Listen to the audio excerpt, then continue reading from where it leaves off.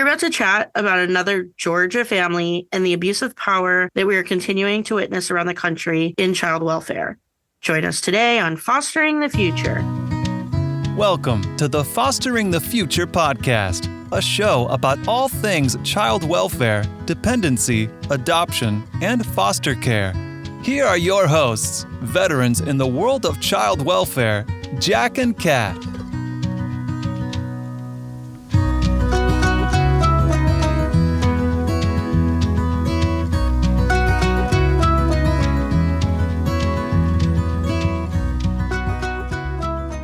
We believe that every human has incredible and equal value regardless of what side of the courtroom we sit on. We hope that everyone feels welcome and accepted here on Fostering the Future.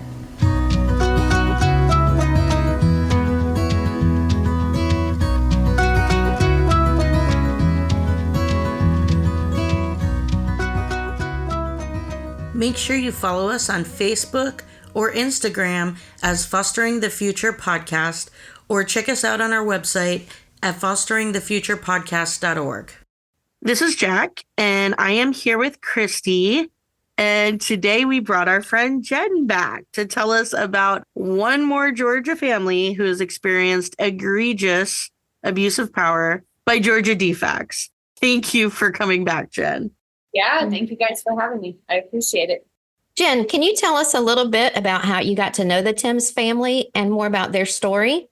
Interesting enough, I would see this person posting on the other families going through this, specifically the Hernandez family, of course, and a lot of posts on parents behind the pinwheels.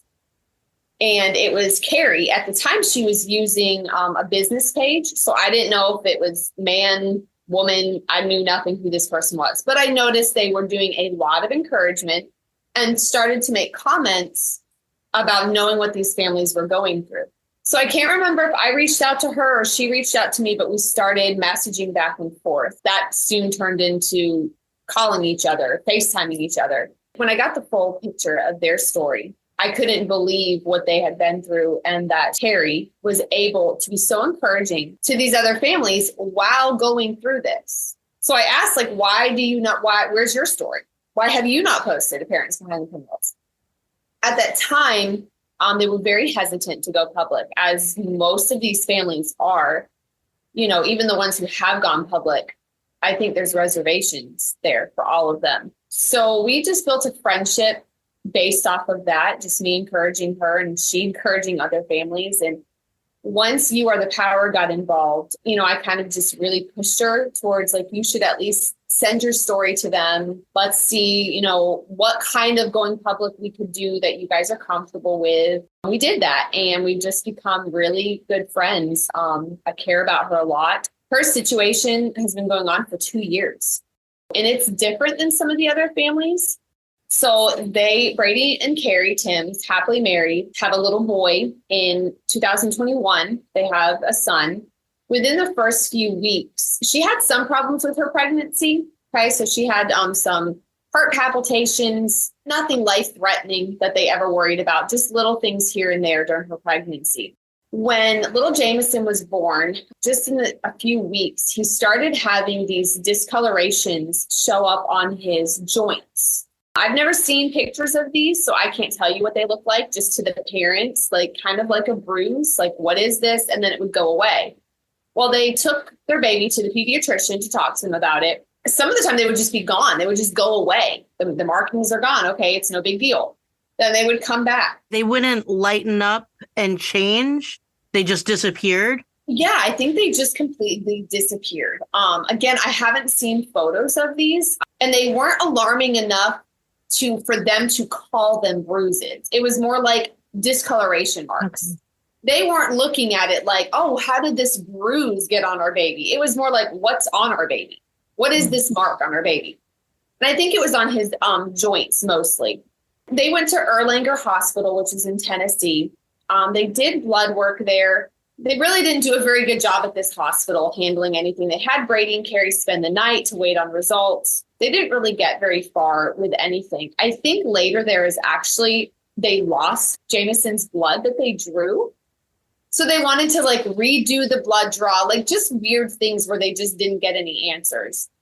As it continued to happen, they went to their pediatrician again. And I don't know the level of worry that Brady and Carrie felt. I've never asked them that. With each family, I feel like no one has been in panic mode. A swollen leg or markings, I think it's more like, what's going on? None of these parents that I can tell were like panicked about it. It was more like, I wonder what this is. What is happening? So this pediatrician at this particular visit ended up sending Brady and Carrie to CHOA, Children's Health Care of Atlanta, as we're all familiar with at this point, sent the baby there. From there, things, just like with the other families, just spiraled out of control. Now, I have seen pictures of this on Jameson. He had a like skin missing on his little cheek. It almost looks like an eczema mark, but I'm not saying that that's what it was, but that's just how it looked, like a spot that would probably itch somebody, right? They were worried about that. And I think that's what prompted them to the pediatrician that day was this mark right here. And then saying, you know, he's had these discolorations. Like, what is going on? So while they're looking at the baby, they see under his tongue a red dot. And I've seen photos of this. And you guys, it was just like these other situations. They were immediately starting to talk about somebody force feeding this baby. Wait, a red mark under the tongue, like a sore, like a discoloration, like was it raised? In the picture, it's hard to tell. It didn't look raised. And Carrie's the one who noticed it, by the way. While she's there in the office, she's noticing this mark. And so they're worried about this. They look at, I can see this mark under his tongue too. I don't know if it was raised, Jack. That's hard to tell for me. It was red. It was very red. And on a newborn at this time, he's 6 weeks old. I mean, that is something to say, where did that come from, right? Because not many things, a pacifier, a breast, a bottle, those are the only things going into a baby's mouth. And they thought it was from force feeding under the tongue? Yes, as in someone was shoving. It's not funny, but in my mind, I try and picture things. And I'm like, how would that even happen with a breast or a bottle? Things these caps say and these things that these people that are on these protective teams come up with, they're just insane remarks. They get prompted to do x-rays. Lo and behold, there's fractures, some rib fractures. Not along where any of the marks were.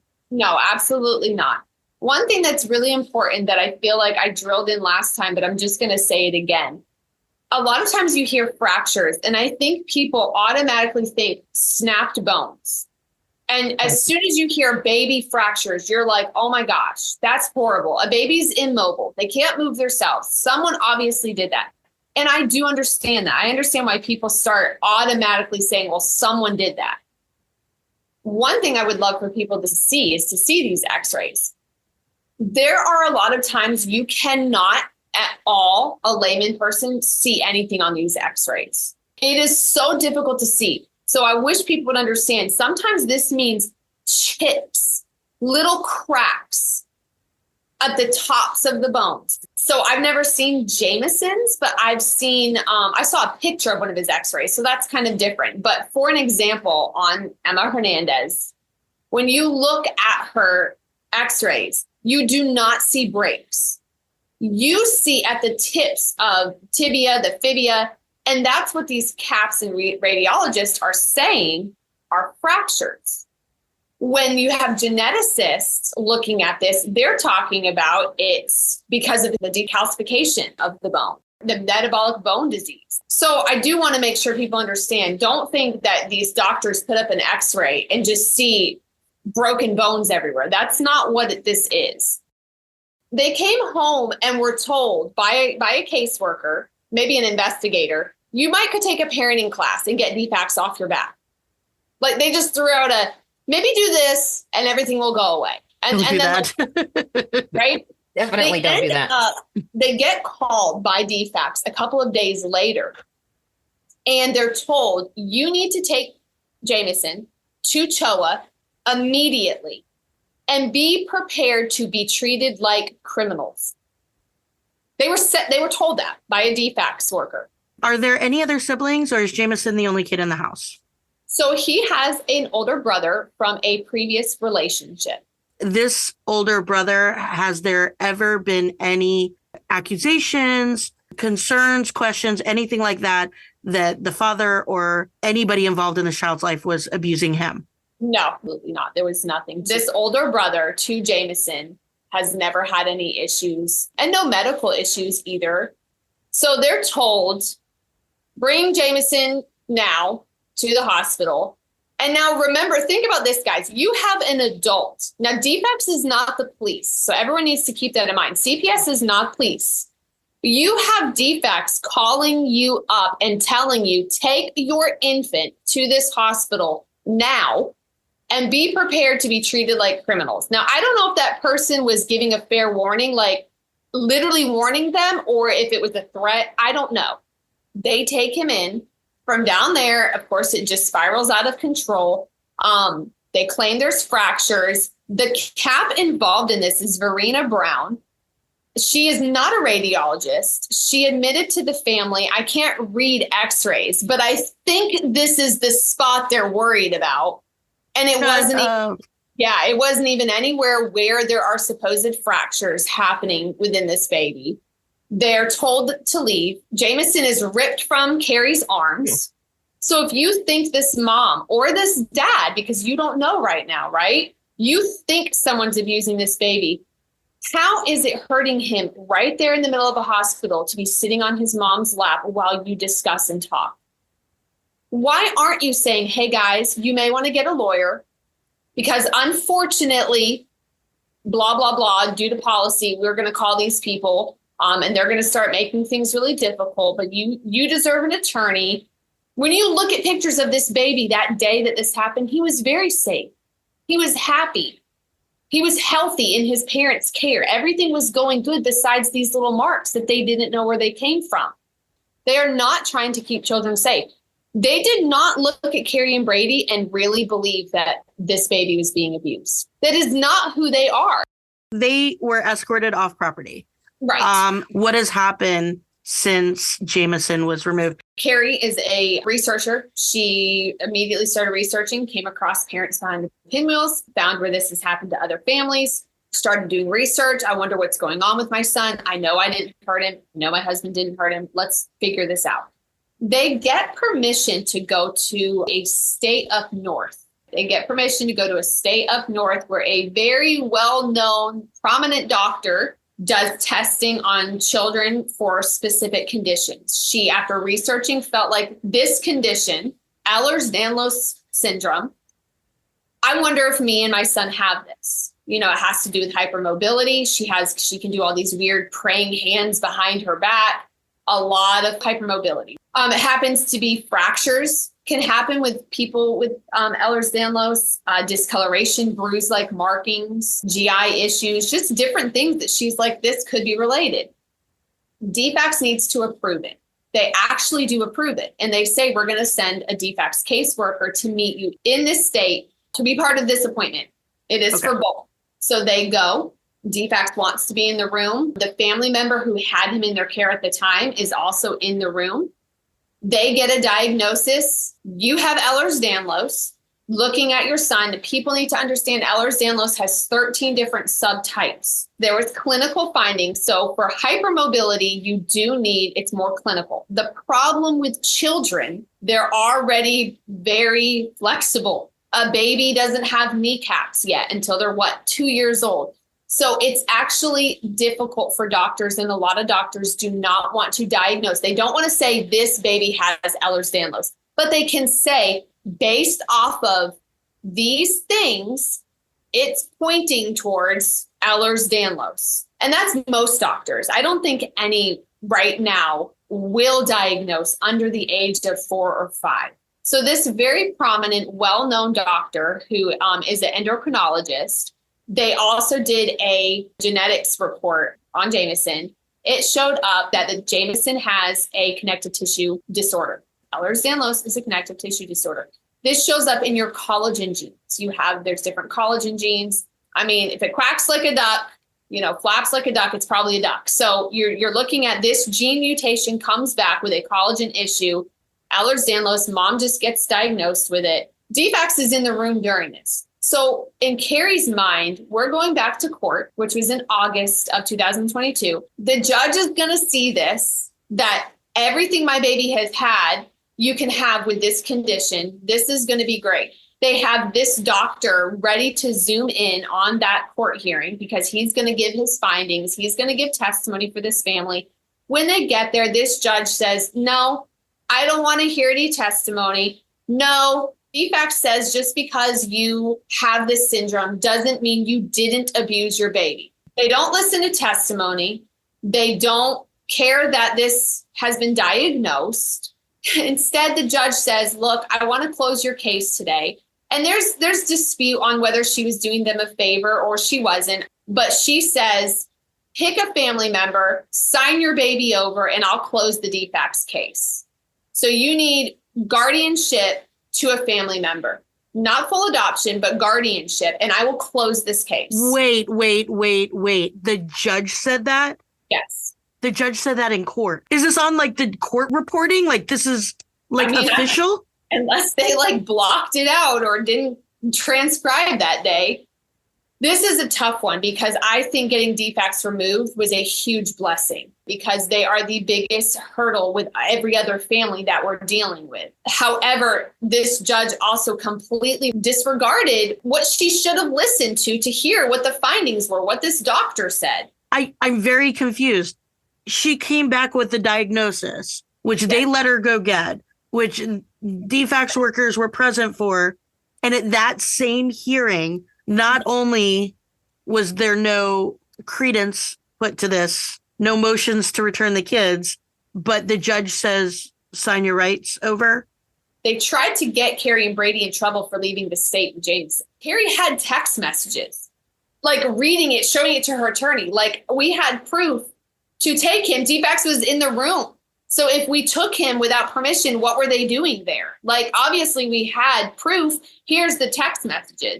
But of course, like I've seen in family court, they don't want to hear that. Whenever they say something they want to say, and you're like, wait, but that's not true. The judge can just cherry pick what they want to hear and what they don't want to hear. So did Carrie walk into that hearing thinking that this might be the day my kid comes home? Yeah, 100%. They were sure of it. You now have an answer, right? You have an answer for some of the pregnancy issues you had. You have an answer for what's going on with your baby, because people need to remember when you know you didn't hurt your baby, you know something's wrong with them. Now let me have my kid back so I can start helping them, get them what they need for medical care. So yeah, they walked in that day thinking that. Thankfully, family does have Jameson. They get to see Jameson almost anytime they want. They do not have court-ordered visits. They just have to be supervised under all children under 18 years old. So some would say, well, that's good because DFACS isn't in the way. And I would agree with that. However, you're talking about your baby being right at arm's length, right there where you can have him and then you can't. Okay, so Brady and Carrie were both charged with the exact same charges Matt and Taki were. Same as Corey Sullivan. It's the same charges. Carrie's name is like not even written in some of these reports, but both of them are charged with the same thing. They were waiting 2 years, no indictment. Within weeks of going public with parents behind the pinwheels, you are the power, Carrie and Brady got indicted after 2 years. That is not coincidence. No, it's not. It'll be very mutual from both sides. Like once criminal charges are dismissed, as I believe they will be, then this family who has them says, let's go to court. Here's your kids back. It's not going to be a fight. It's not going to be it's going to be here they are. That's the great part of this. Hopefully their case just gets dismissed. That would be beautiful because there's no evidence against this family, just like with the other families. How are you charging a husband and a wife with the exact same charges, so they like collaborate together that they're going to abuse their baby at the same time in the same way? You're not even talking about dad did it, mom is an accessory. You're talking about same thing. Like you did it at the same time. You're both psychotic and you both did this. It's just weird. What it basically shows is that they don't know what happened. They don't know. If you can't charge somebody with a crime that you don't at least have evidence that a crime happened. Think about it. It's just like the Sullivans. It's just like the Hernandez. It's just like the Alexanders. I sat in that courtroom. They don't know a date. They put like 6 to 8 week periods somewhere between here and here. This baby got hurt, but they really don't know. And even when these fractures time to being in utero or during NICU, they don't even count those, right? They don't care about that they weren't even in the parents' custody. So they don't know who did it. They don't know when they did it, and they don't know how they did it. Carrie and Brady are looking at 80 years in prison apiece, each of them. So they've been charged. They've been indicted. Yes. What is the next steps? Waiting to find out when they're going to court.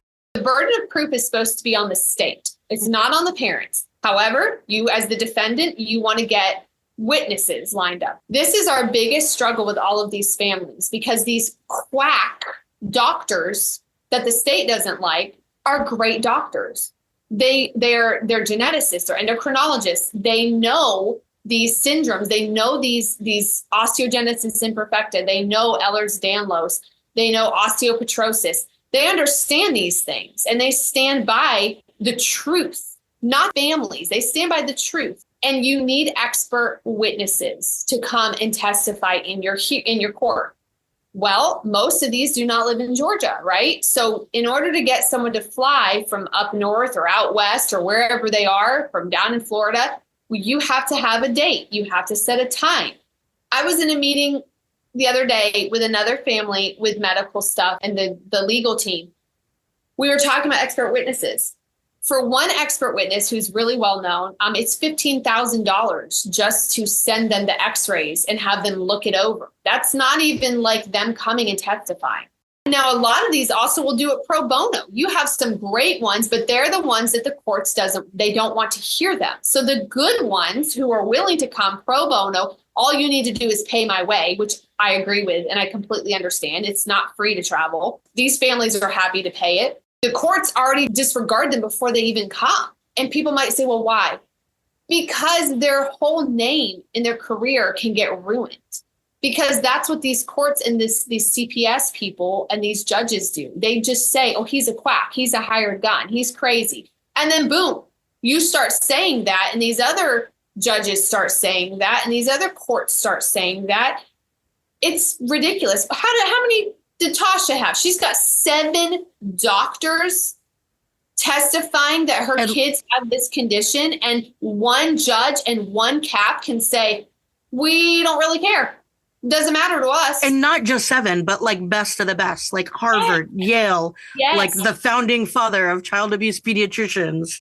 Like the crazy thing here in this case is that the only evidence, and this is true in almost all of these cases, but their only evidence that child abuse happened were these medical symptoms that are all explained now that Jameson has a diagnosis of HEDS. So the only evidence that was there is negated now. Obviously, the criminal charges need to be dropped because this is nothing crazy. there. You have to stop. No crime has been done. You don't have a date. You don't know how it was done. I mean, what do they want to focus on? The little mark on his little bitty face that the parents were worried about? Often in these cases, despite mounting evidence of a misdiagnosis, we see DFACs and the child abuse pediatricians kind of double down and in order to protect themselves. And sometimes they do things that are illegal or unethical. It sounds like we already talked about one thing was the judge. It seems unethical to me when the judge basically coerced the family to sign guardianship over to a family member. Is there anything else that you know of that has been done in this case that was unethical? I don't know what grounds she had. If she was trying to save this family from going through heck with DFAC. For all I know, that's what she was doing.